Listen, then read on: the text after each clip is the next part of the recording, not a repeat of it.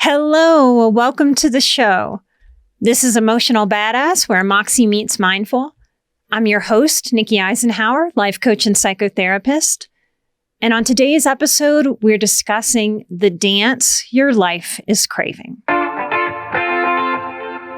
Hello, Happy New Year. Thank you for tuning in, for listening and growing with me all these years on this podcast. It's been quite the journey, and so will this episode. I'm excited about this year because finally, I have some new offerings that me and my small team have worked very, very hard through 2024 to create, to help you add tools to your toolbox as a highly sensitive person or trauma survivor to be able to navigate life with more joy and peace. I'll tell you more about the various offerings at the end of this episode if that's of interest to you. To new listeners, I want to say welcome, and I want to do a bit of a reintroduction for the new year of who I am and what I offer, what I'm really about. I am Nikki. Hi. Nice to begin to meet you and get to know you as you get to know me. I'm a highly sensitive person. I'm an empath. And I've been a very effective licensed counselor, psychotherapist for 19 years. My specialties have been in trauma and addiction recovery, grief and loss, and high sensitivity. It was my clients who encouraged me to have a show many years ago before I even knew what podcasting was.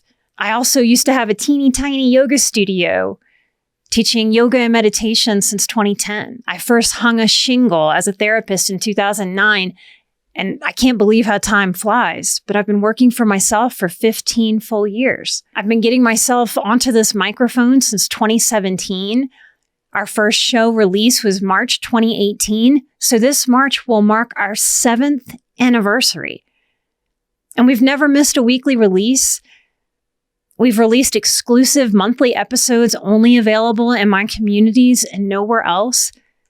We have been production machines. It's not always been easy, but it has always grown us right at our growth edge.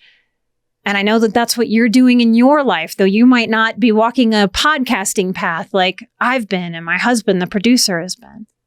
What I aim to do here is to share with you on this show from my depth, from my professional and personal experience, to break through all the noise in wellness, to get beyond scientific study and heady information, to get overthinkers and overstressors actually out of the head and into the body where peace is truly possible. Mind knowledge only takes us so far. And I know that highly sensitive people, they want peace. We want ease. We want lightness. And smart information is interesting.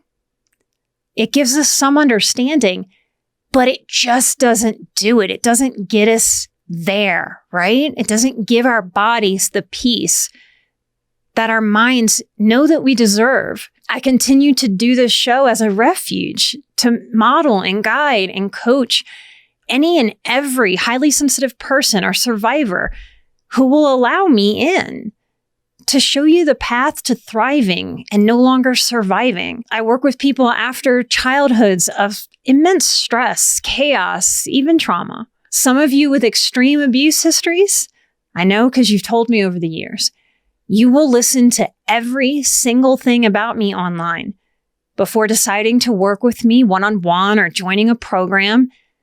And I deeply understand that. I grew up with masterfully manipulative parents, and I'm a survivor of childhood sexual abuse at the hands of my adoptive father. He's also the person who showed me the most care and love. Being able to trust the person that you're learning with or growing with or vulnerably exploring with and healing with is very important. It's very much a huge part of why I started this show. I don't find it fair or reasonable or even healthy that we just show up and trust a therapist because they have some letters behind their name and went to school. That's an unnatural way to trust. And when we come from betrayal trauma, trust is such a big deal. This is part of what motivates me, even though I'm a deep introvert, to share and really to expose myself. I felt like I lived in hell as a child. And I want anyone who's experienced their own version of hell to know that you can leave. You can get out and never return to any hell again. Every word that I share with you here is toward integrated nervous system and deep, fulfilling self-understanding that leads to self-respect and confidence. I try to get beyond chit-chat and really dive into the how, the practical guidance that will unlock our stress and really let us thrive. I teach peace and I teach boundaries. That's what I'm about, y'all. And yes, the boundaries course is on for 2025. I didn't teach it last year. I'll teach it live this October, and it is one of the offerings this year.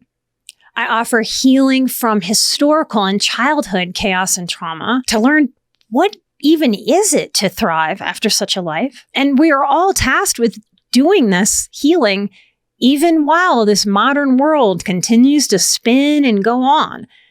And so much in our modern timeline seems to give the middle finger to peace, double middle fingers to simplicity, ease, emotional maturity, light.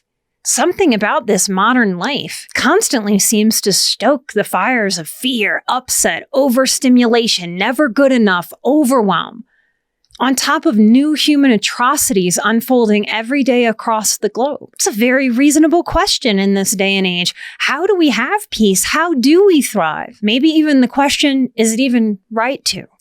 I intend to never waste your time, your energy, or your effort when you tune in or participate in something I offer. The world does enough of wasting our time all on its own. I'm here to say that you can cultivate the peace you know you want and deserve, no matter what is going on in your personal world or the larger world. Here's an unfortunate real world example that I wish I didn't have, just like I'm sure so many others felt too.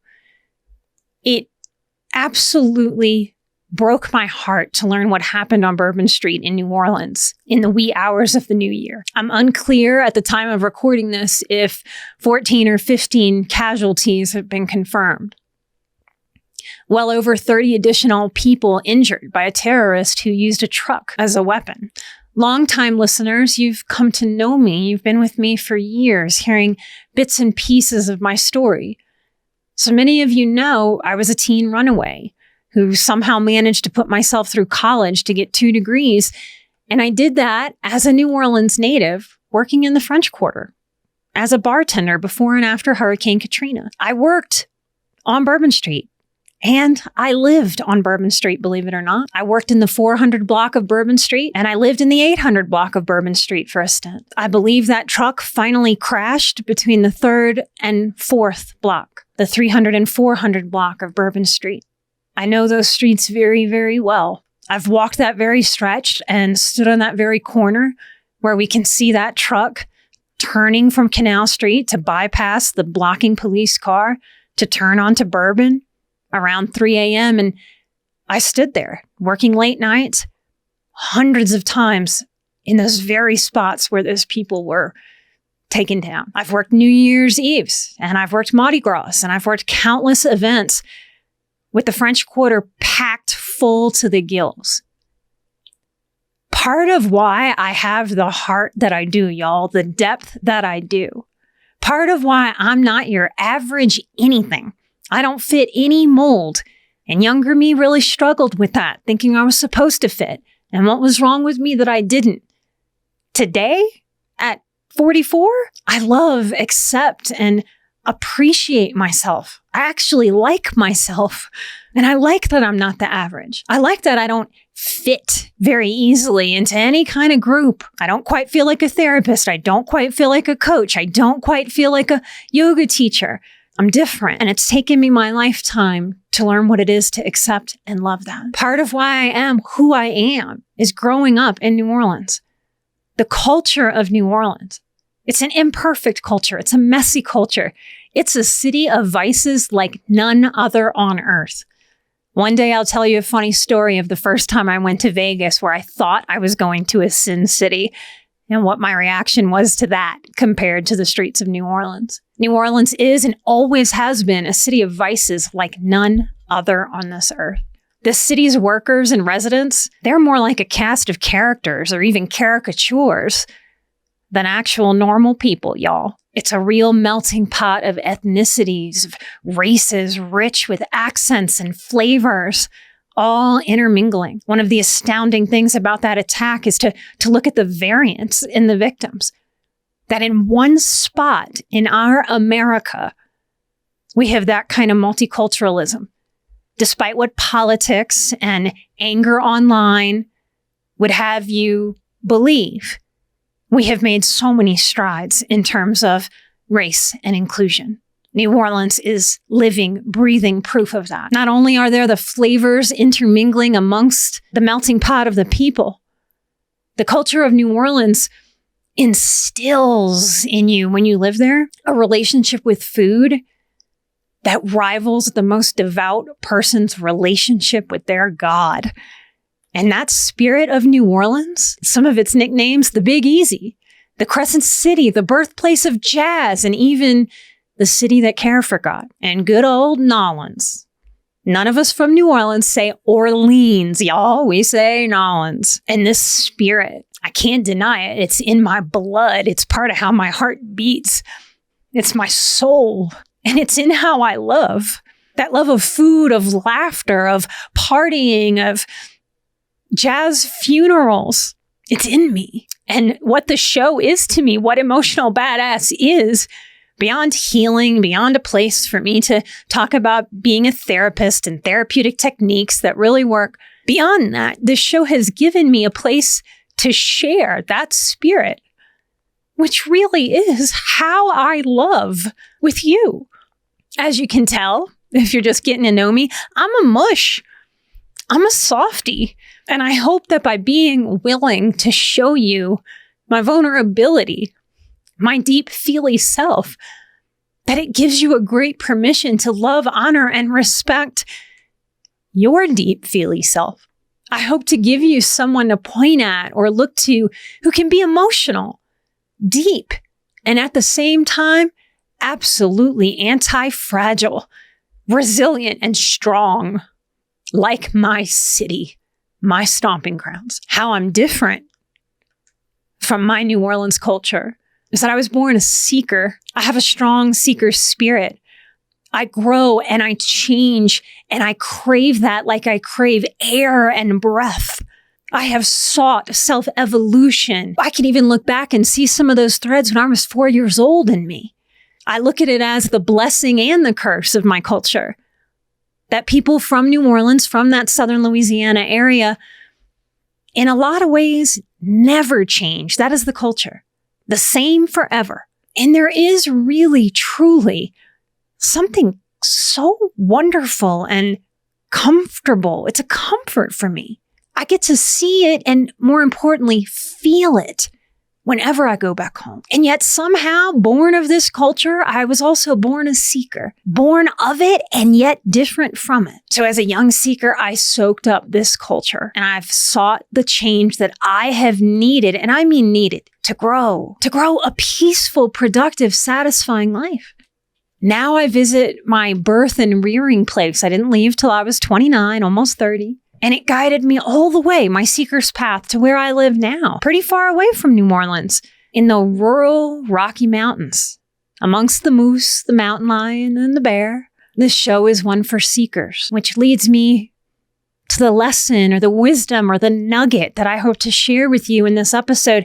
If you want it, if you'll allow me to, you're always invited to take what works for you and leave the rest. My question for me for so many years, and I know that you struggle with as a deep feeling person too, is how do we thrive? How do we have peace in this world when we wake up and the news of the day, the very first day of the year, cracks our minds and our hearts in two? How do we take care of ourselves without putting our head in the sand when humanity is struggling with itself, which makes the rest of us rise to see a terrorist attack on the happiest of people? Revelers celebrating the new year. How? Here's my answer to how. And it's certainly not the only answer, but it's the how that has worked for me. First, I let myself feel the truth of what I need to feel. This is at the top of the list for most highly sensitive people, y'all. It sounds wildly simple when I say it, and yet it may take a lifetime of work. After any very abusive childhood, we may be working on this all the days of our lives. Not in a I have to, suckfest kind of way, in a I get to. This is a way I get to love myself, reparent myself, heal myself, and guide myself to thrive. It's very difficult to understand after a life of chaos and overstimulation how to just feel a feeling. Trauma, chaos, overwhelm seem to teach or tell the human psyche to think feelings instead of feel feelings. And feelings were never meant to be thought or thought through. They were meant to be felt and felt through. Almost 50 some odd people injured or killed by one destructive human on New Year's is in some ways unimaginable and yet very, very real. The truth of what I first felt was shock, then a sadness as I connected that the same kind of attack happened in Germany in what's now known as the Christmas market attack. And then I felt my brain connect to similar attacks I've seen in France and other places for many, many years. How sad that in my lifetime, I'll be 45 this year, that young me went from having no idea about terrorism, had never uttered the word or thought the thought till 9/11, to watching it happen where my very own feet have stood countless times. To sit in sadness, powerlessness, heartache is not to think it. It is to let it feel through and flow. Now, I'm an artist, so part of my process is that I allowed myself to sit that day and allowed myself to cry while I worked on my art. My sadness felt adjacent to other feelings of anger at the wrongdoings out there. No matter the pain of any individual that I can have compassion for, that can pull the lever on conducting such an act, a violent act, angry that humans make those choices. I allowed that anger to come out of me as curses said aloud from my mouth, releasing that anger, getting it out of my body, acknowledging it, not trying to pretend like I'm some kind of monk or that I have emotional intelligence so figured out that, I get to skirt around feeling. I'm human. We're human. We are going to feel the range of emotions, and that is right and that is healthy, even the uncomfortable ones that not a one of us ever would choose actively to feel. But this is real life. We don't get to have perfect choice over only feeling the positive or lighter or easier feelings. That first day when I thought of the victims, and still now, sometimes through tears, sometimes through tight, choked feeling in the back of my neck or throat. What I say for the victims are my own kind of prayers. I say them aloud, and I say them for the deceased. I pray that their memories live on. I pray for the injured, that they heal as completely and fully as is possible. And I send out prayers on the energy, on the wind of the universe for the strained and stressed and debilitating rage and hurt and fear and desperation. All of the family members and friends of every person impacted felt. May their pain be released as swiftly as possible. In moments of my life, I have sometimes repeated this again and again and again, sometimes for minutes, sometimes for hours. May their pain be released as swiftly as possible. I was raised Catholic, but am no longer religious, though spiritual. Why do I pray? Because in the face of utter powerlessness, it is actually what I can do with my big, connected, feely heart. It's not the least I can do in any moment, despite how much I might be willing to do to try to help.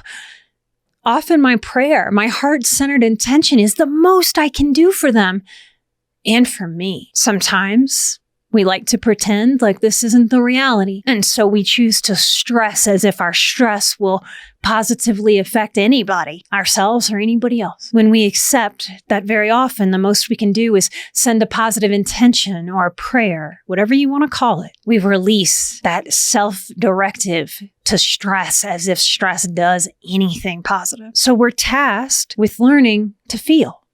Just to feel and to do what we can do while letting go of all the rest. I want you to know that if it is hard for you to do, to just feel and not try to think your feelings, you are not alone. Hundreds have sat with me in their pain, learning to just feel the feeling instead of thinking the feeling, and asked me with amazement on their faces, what is wrong with me that I don't know how to just feel the feeling? I mean, that sounds like I should be able to do it.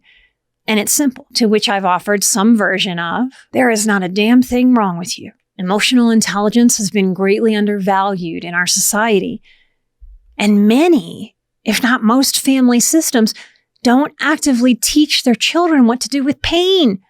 Because a lot of our parents, they don't know what to do with pain themselves. You've simply done what most do. We leave the gut of our feeling and we fly to our heads where we overthink to try to avoid the feeling that's in our bodies, less so in our actual heads. We overthink to try to avoid discomfort. And it seems pretty smart. We can use thinking to avoid. It just backfires and has some consequences, like it keeps us tense.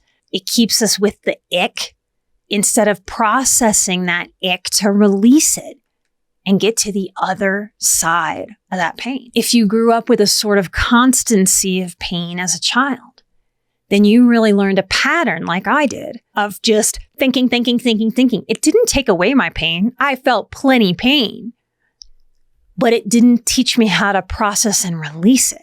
I just shoved it down, stuck it somewhere else, because I had no idea that I could do anything else with it. And the idea of sitting with the pain when I'm already in pain, trying to get away from pain, just seemed rather, frankly, stupid. So visualize this with me.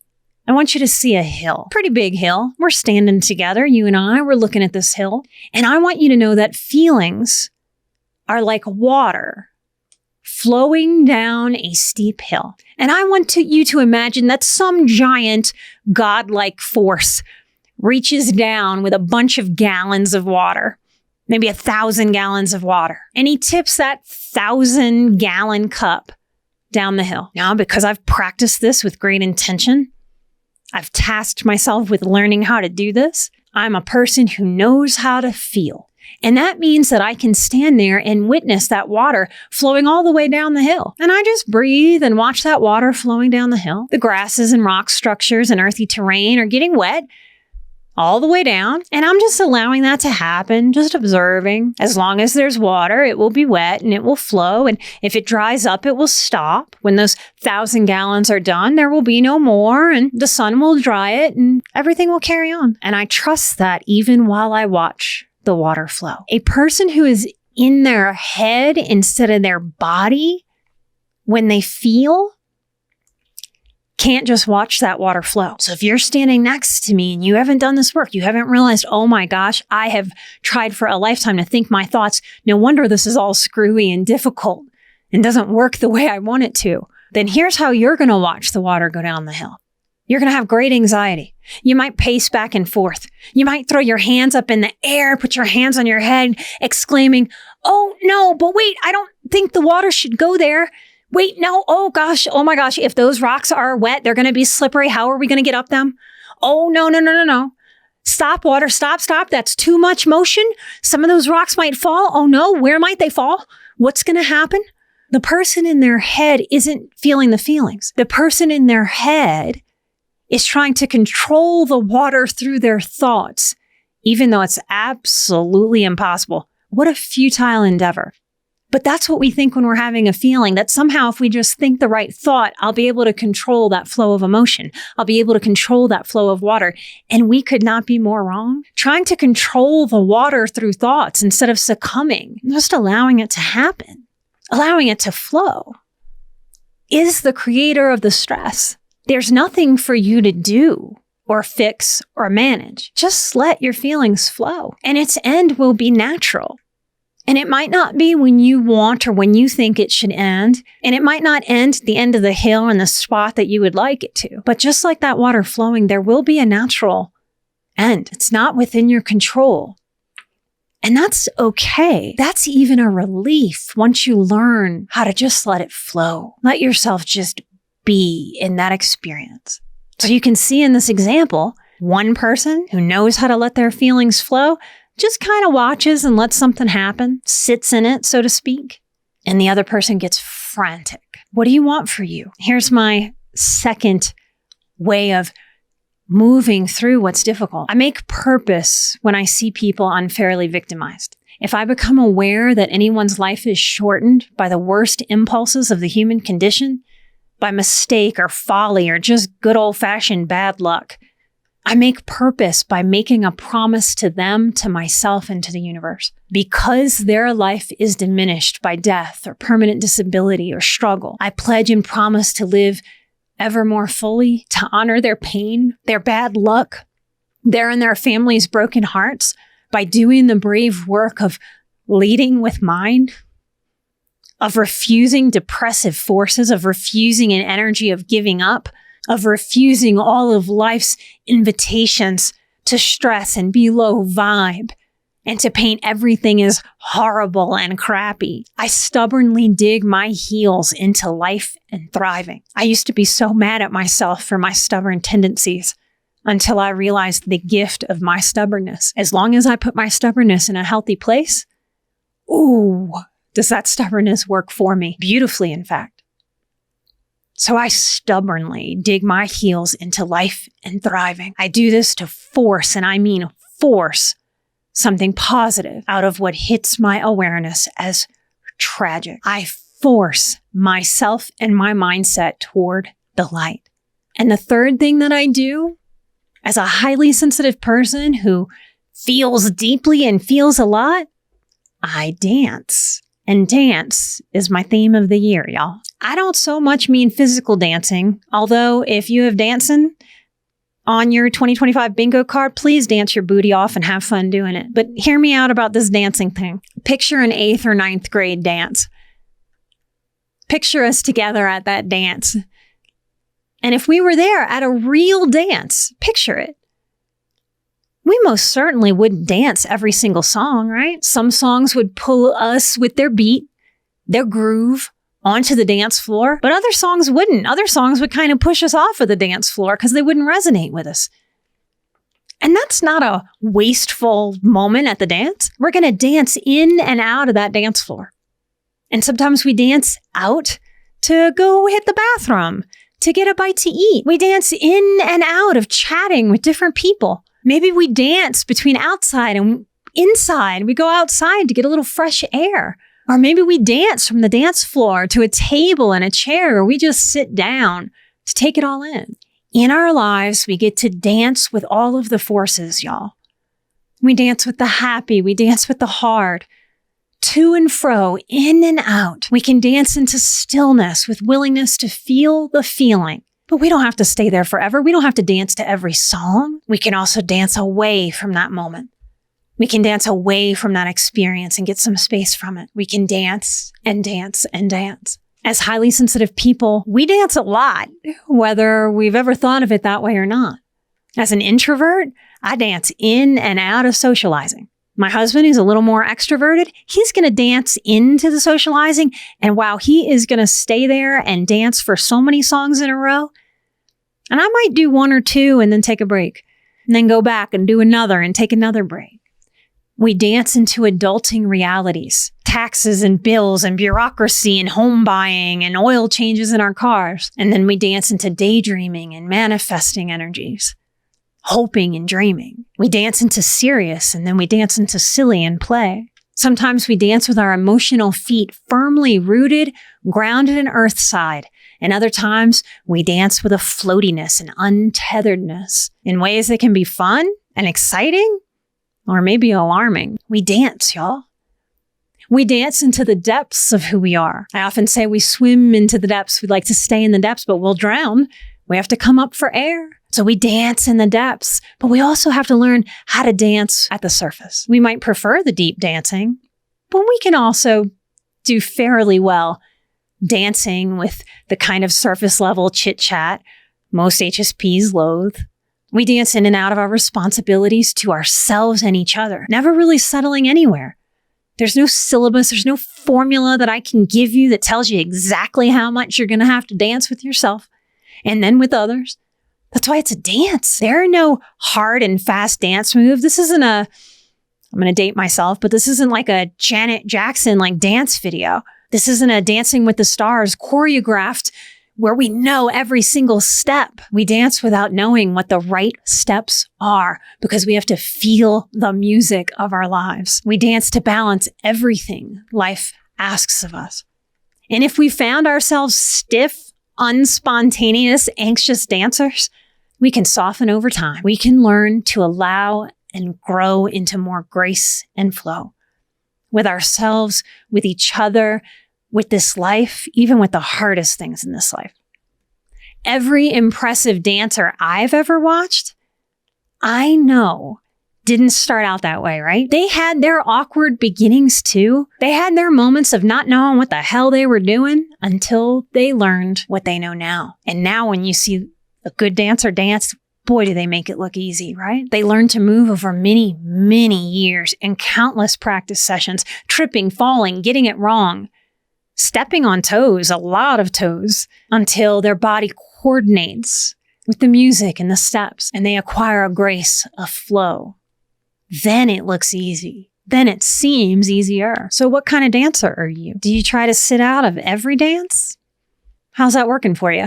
Do you expect yourself to dance constantly without a rest? I don't think you'd expect that out of an actual physical dancer. Why do you expect it out of you? Will you play with this idea of dancing in and out of being on the dance floor of life, and also needing to take breaks, to rest, recharge, and be willing to dance again and dance with vigor?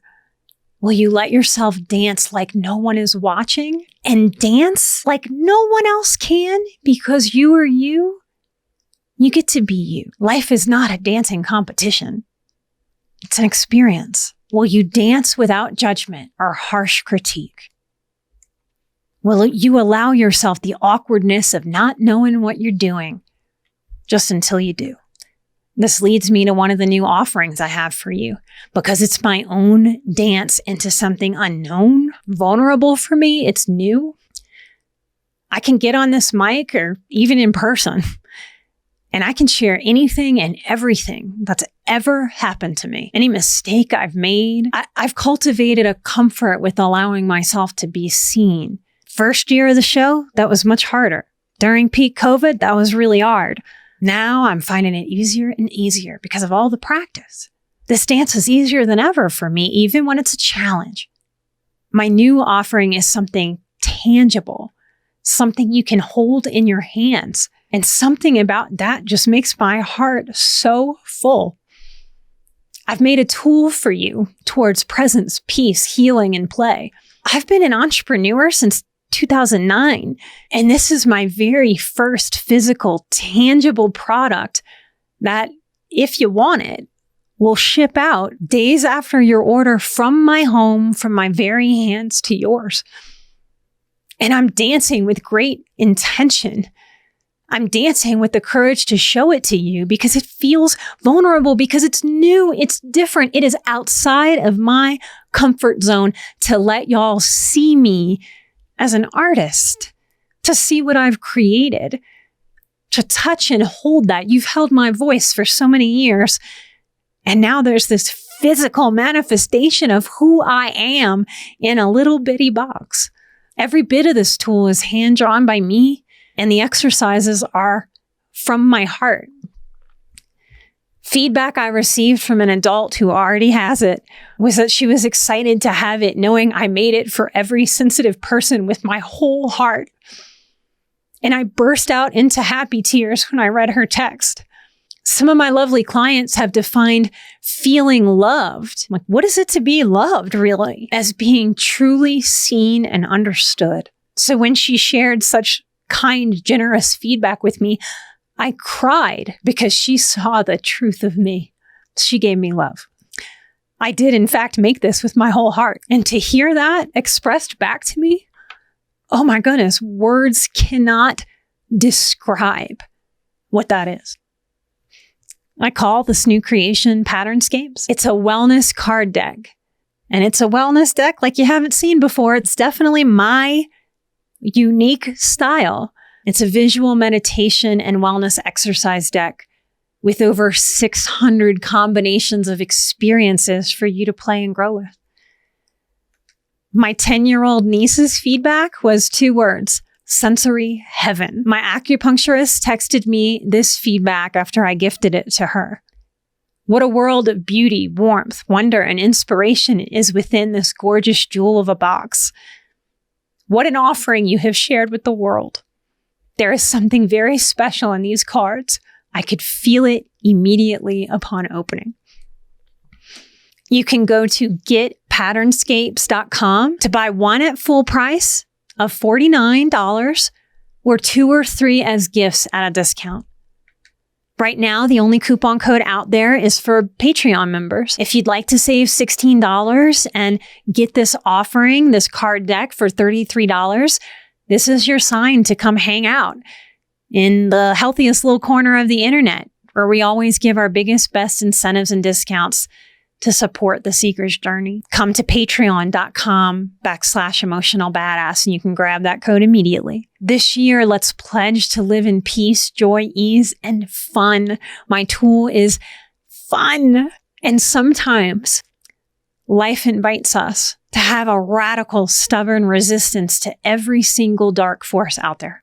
I can say it, but it won't matter unless you decide it for you and internalize it for you, your grown-up self and your inner child. Get to dance in and out of all of the feelings and experiences of this life now and all of the days of our one precious life. If you're interested in some group coaching for me, that's the other new offering. You can still apply for the Breakthrough Peace program to spend 3 months with me group coaching to work out the kinks in the struggles towards peace so that I can help you and the group members in real time tackle the struggles that take us away from peace in real time. Go to emotionalbadass.com/peace. You can check out all of the links in the show description. Get the card deck at getpatternscapes.com. Thank you for being someone who is seeking a healthier life out there in the world. This is how we heal the world.